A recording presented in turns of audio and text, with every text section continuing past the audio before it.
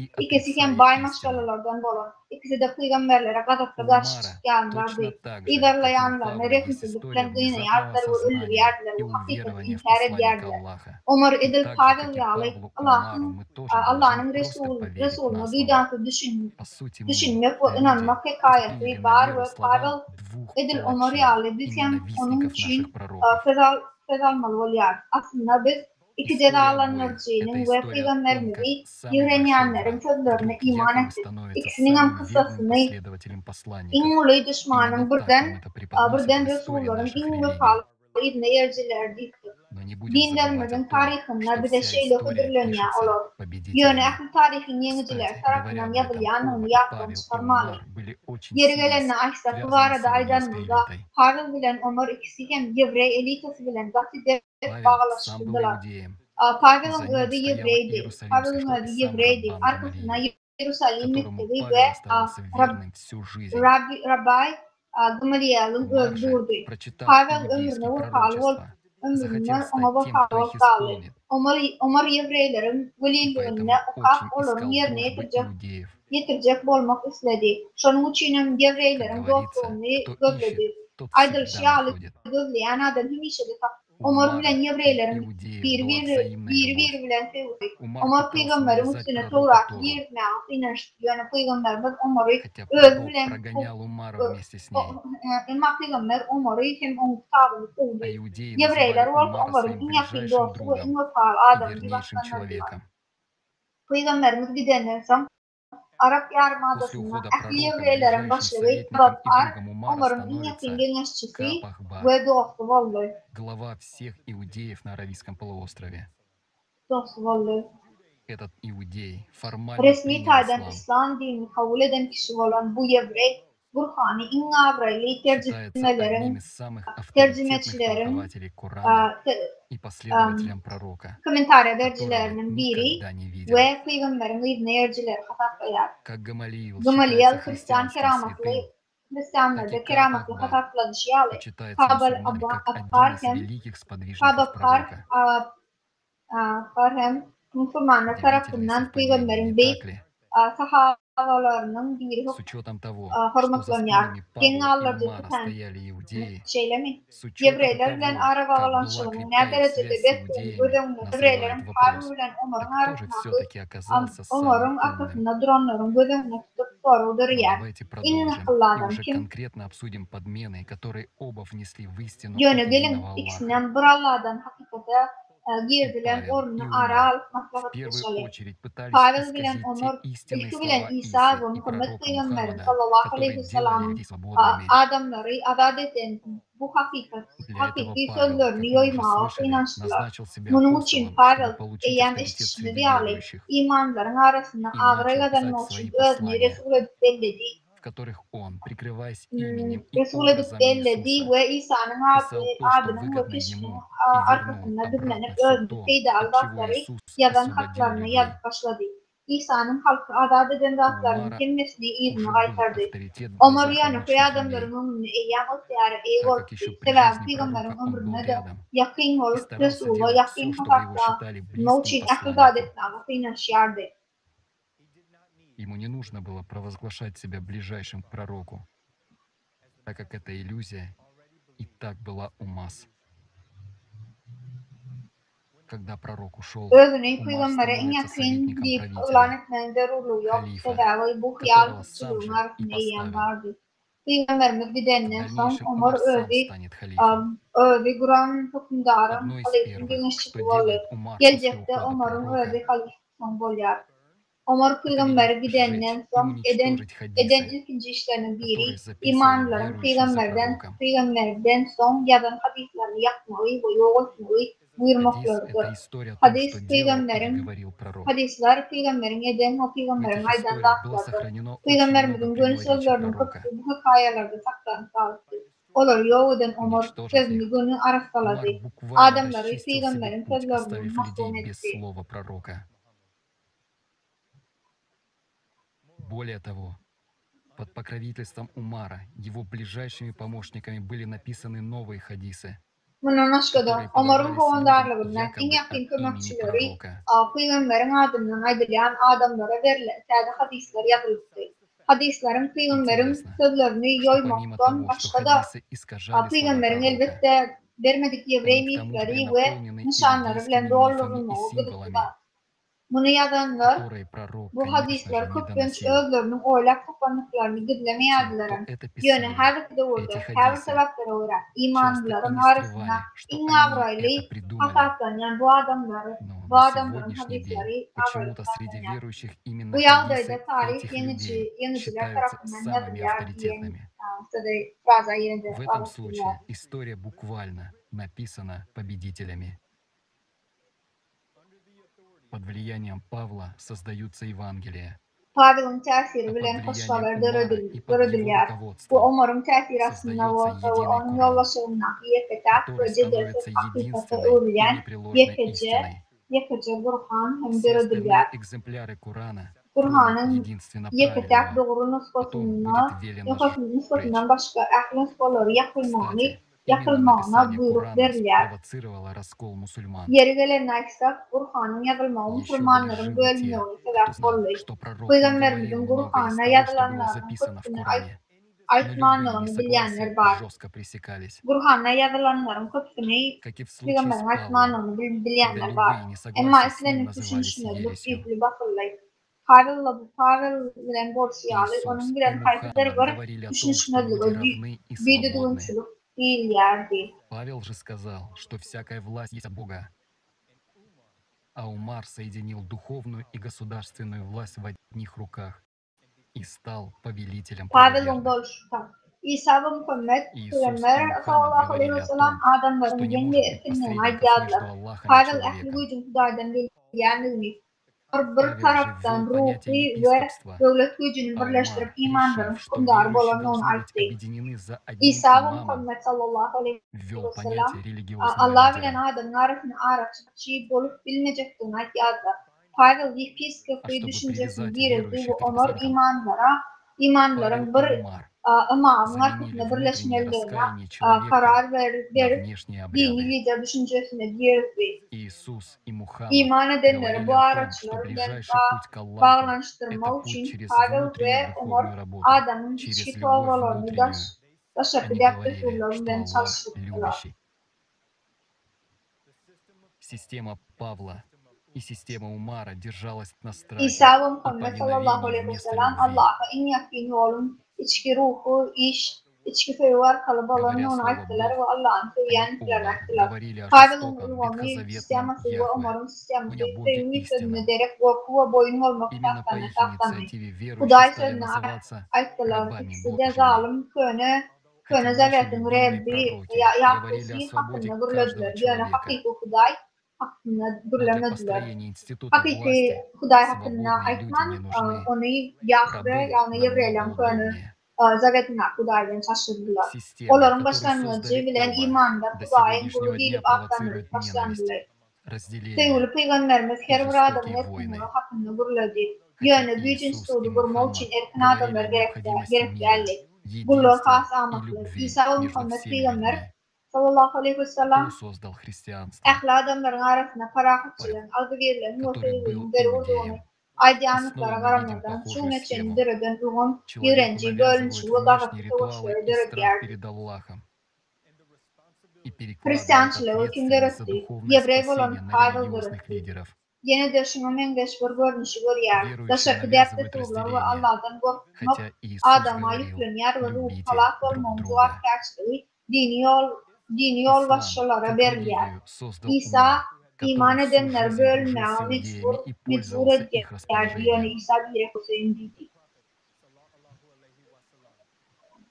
İslam din hükmünde bütün ömrüne Yevreylerle dost olan ve onların gönlünden kırayan Ömer tarafından döredildi.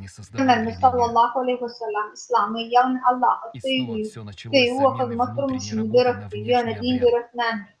Yine de hemmesi içerki işinde şarkı dertte sorularla çarşırılmaya geçti. Kâdirlerden beyliklerinin gücü bu hakikati bilmemek ve imanların bölünme ulan başlandı. Bunların hemmesinin neticesinde Peygamberin ilmine eriyenler tarafından savaşlar, görü ve ölümler var.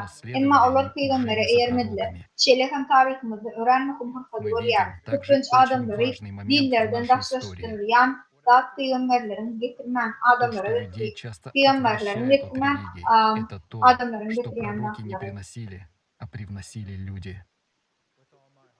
Я точно знаю, что Аллах един. Allah'ın bırdığını, Hüdayin bırdığını, bu peygamberlerin yekece taşırıp bilen gelenliğini men anık bilyerim. Özümüzü Hüdayla, peygamberler Hüdaydan bir hakikati getirdiler. Hüday dürlü hakikatlere eye olup, dürlü hakikatlere eye olup birler.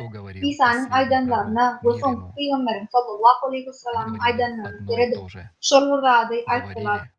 Bu hakikat hakkı birleştiler. Ama adamlar bunu yoydular. Yoyulması ama önkülüğüne bağlı. Bir adamlar önkülüğüne bağlı. Önem için onu yükletmeli.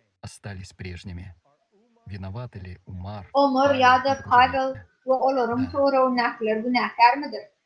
Hava yönü biz inananlar, biz inancılar hak günahkardır. Biz bu iş edip bilmezdiler. Çok bir bundan azal peygamberimize dönüklük edip yeketek Allah'a ve Teala olmağın yerine yalan tavlimatlara eğerdik. Şol vakt ve şun için hakikati bilmek ve hakikati iyi olmak şeytanın ilme eğerciler idarlamağı devam ettiriyor. Olar bilen bir rol yer. Şun için hakikati bilip sevgili peygamberimize ve sevgili Allah'a dönüklük ediyor. Şunun için bugün men bir yerde ölümde bir soru cevap vermeliydi. Bizim için peygamberimizlerimiz kimler olur paylamalı ve onlara eğermeli. Кто для нас наши пророки? Мы должны выбрать их и пойти за ними.